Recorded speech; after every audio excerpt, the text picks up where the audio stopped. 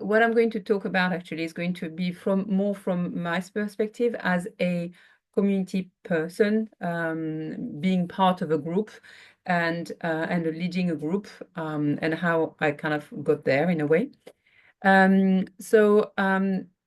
This is me on the left-hand side, as I used to be working for a design agency years ago, and I was making all these kind of packaging product, which you will find on your shelves.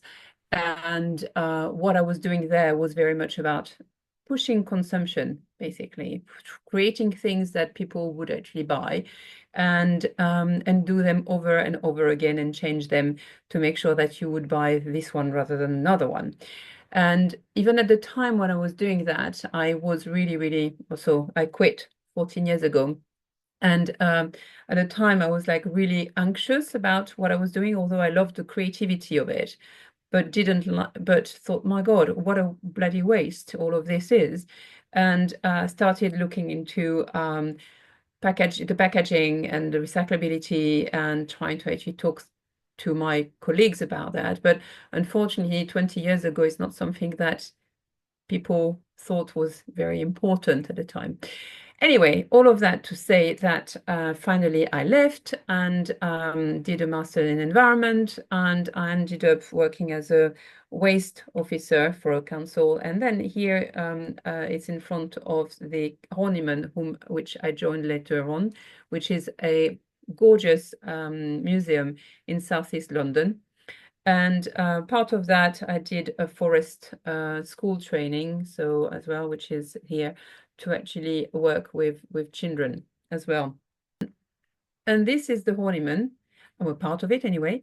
Um, and here, as part of my job, basically, so the Horniman is a museum dating from 19th century, and it declared climate emergency in 2019.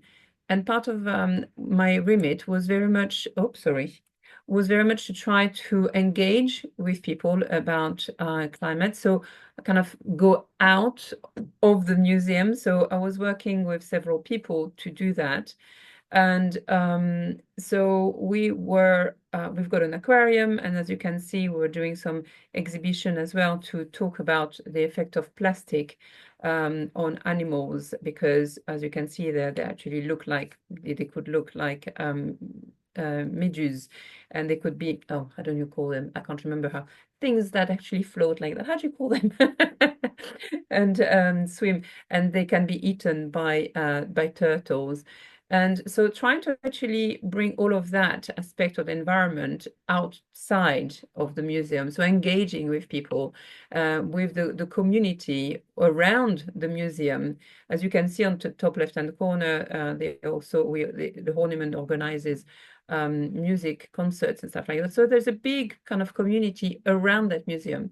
And I was trying to engage with people. And on the right-hand side, you can see I was organizing litter picking. And so using the museum as a platform to actually kind of gather people's and say, okay, we're going to do a litter pick, and this is actually organized by the Horniman, for example, to trying to actually help or gather people who might not do things by themselves, but are happy to actually do something if something is organized. So there are always things organized by the Horniman, but it could be by any other museum or company or community group which is local to you, that actually offers things where volunteers are needed to actually act on environmental measures or towards the environment, whether it's litter picking or planting trees.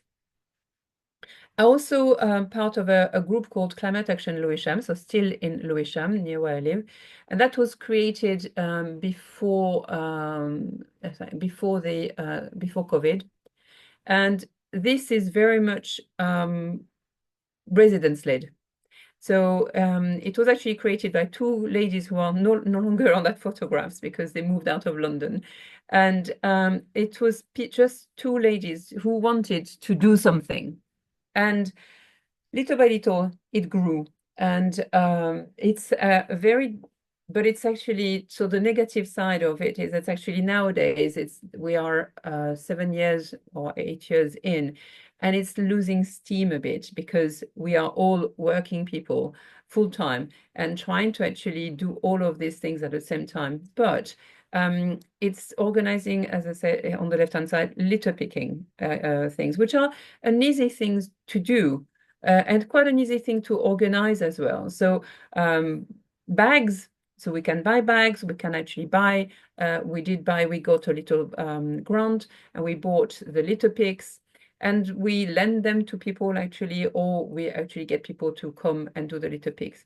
On the right hand side, we did a workshop on trying to differentiate waste to try to see what goes in which bin to try to reduce waste. So we've done that several times.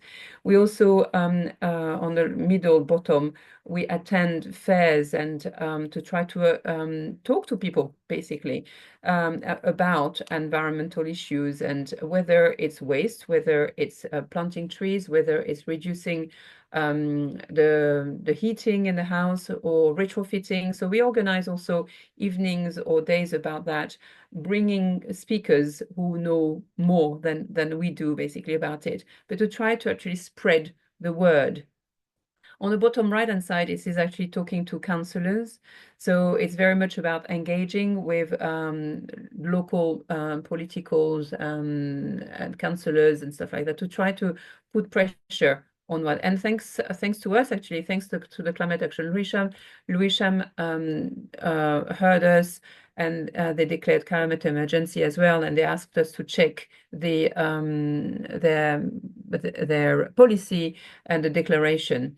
And on the bottom left-hand side, it's us closing a street basically to actually to do a day with children and the parents and with people in the street. So this is all about volunteer, about community action that we can all do basically. This is not even from an existing group, it's a created group. So you've got something coming from the Horniman, which is actually a group and offering activities, and you can take them on, and you can actually also join the Horniman, for example, as a volunteer to actually take some activities on. Okay, and this is very much about a group that created itself from people who actually had the same aim and doing things very, very locally. And I wanted to take this one, which is a group I still belong to. I didn't join in 2002 because I didn't live in Brockley at the time. I joined in 2006 or 7 or something like that. And as you can see, this was the state of the street in 2002. So it was actually some houses on the left and some high trees on the right, and a long wall with some old toilets you can see on bottom right-hand side. And following that, basically, so again, concerned residents who got together, who wanted to improve the area. And we were lucky to have a landscape designer in our group, and also to have people who could actually voice what they wanted. So we used people's abilities and capacities and what they actually were good at or willing to do, and we learned as we were doing basically. So we created what we call a master plan for the area. And then with the support of the council, actually, we engage with the local community to actually get the feedback.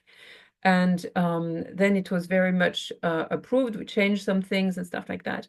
And what I didn't say is the land still does belong to Network Rail. But so with their input, the council input and our input, we created this group basically. And as you can see, with councillors and stuff like that, and we designed what is now the garden. In 2006, Network Rail agreed to pass over the land, and they started basically doing the clearing. So as you can see here, on the right-hand side, so that was actually the building with the loo that were destroyed. And we got money from Network Rail, from the council, so some grants, quite a lot of money, I think. We ended up having £200,000 or something like that, which was at the time a lot of money, which is still a lot of money. And over the years, we used that to pay for the work, which was done through the council. And um, and and that was when the MP presented the project. I can't remember the date of that, actually, a long time ago, or 2006, because I had just moved in there. And on the right-hand side, so that was the council's contractor who actually cleared the land and created the ramp access, which is used for wheelchairs, for baby pushchairs, for bikes, basically, as well. And then when the hard landscape, which was done following the design, we started planting. Again, then we got to £7,000 or £8,000 worth of plants. And again, that was a design that was created by our landscape architect, who is not on the picture, actually. And so we followed, there was a theme at the time, and we very much followed it through. And we actually worked over 2 long weekends to plant all these plants. And at the time, we actually put barriers on the side to make sure people were not actually trampling over. This is kind of what it looks like roughly now. And I still belong to this group. So I've been in the group for 16 years now, something like that, yes. And I am now the the only one left of the old of the old crew. And it's so I'm the kind of the head of the garden in a way, because I have to. And but it's actually what we were talking about. I think you have a question about that. Is for us, it's very difficult to find new blood. Although it's in the middle of Brockley, people go through it every single day and they love it. And we work there every other weekend, every other Sunday we're there. And people say, wow, we love it. It's great. Thank you so much for what you're doing. Wow, well, come, join, come out, do an hour or so. I'm busy. And we are all over 50 now. So it's like we're getting on as well. So we still have some energy, but it'd be great to actually have some younger people. I'm lying. I think we've got one young person. But so as you can see, this is quite large, and 3 hours every other Sunday is not enough. But we do what we can to actually keep on top of it and constantly improve it. And the aim of it now is very much about increasing what we've got for biodiversity. Because at the time when we planted, we just planted things, not just, but we planted things to make sure that it had to be a good ground cover as well. And we planted, as you can see, bamboo, which I hate. And now, of course, what we're spending a lot of time doing is removing the bamboo, which is so hard, and trying to plant something else instead, of course, which will be much better for biodiversity, which will not use as much water as well. So this is some of the things we've done. Here on the left-hand side, we planted what I call a mini micro forest, because it's tiny, but we've planted a lot of trees there, and bushes, to make sure that that area as well is not used for people to do what they shouldn't be doing as well. So blocking a bit the area. So we've also created a dead hedge to do that, and a lovely sign to actually say that is actually a community, because before, for years, people thought it was, oh, it's the council, or it's the Network Rail. They didn't realize it was actually a community garden. So we're trying to actually improve our communication. And 10 years or 15 years down the line, it's still not great. But we are learning all the time, basically, carry on learning. And here you can see us, as I said, working there. At the bottom, we partnership with, we reach out for people to actually talking about money. We are given mulch, and so this is the delivery of the mulch. And we've been given 3 wheelbarrows. So it takes us about 3 hours sometimes to actually move the mulch from the pavement up to where it should go, across all the garden. And now, if you can see the top left-hand corner, you can see cars, okay? We worked for 20 years to ask for that street to be pedestrianized.